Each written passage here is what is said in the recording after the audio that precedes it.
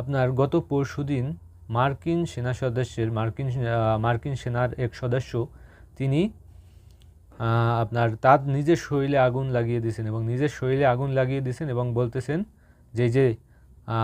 আপনার যে আক্রমণ করতেছে, এই যে প্রতিরোধ যোদ্ধাদের প্রতি যে আক্রমণ তারা করতেছে, সেই আক্রমণের তীব্র নিন্দা জানিয়ে তিনি নিজের শরীরে নিজে আগুন লাগিয়ে দেন এবং তিনি বলেন যে ফিরি ফিরি, ওই স্লোগানটা দিয়ে তিনি নিজের শরীরে নিজে আগুন লাগিয়ে দেন এবং সেখানকার যে তারপর আগুন লাগানোর পর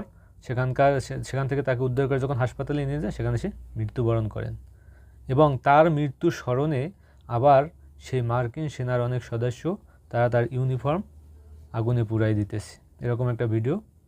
সোশ্যাল মিডিয়ায় ভাইরাল হয়েছে। তো দিন শেষে আসলে বড় চাপের মুখে পড়তে যাচ্ছে নেতানিয়াহু সরকার, সাথে সাথে মার্কিনিরাও যদি এখন পর্যন্ত মানে ওইভাবে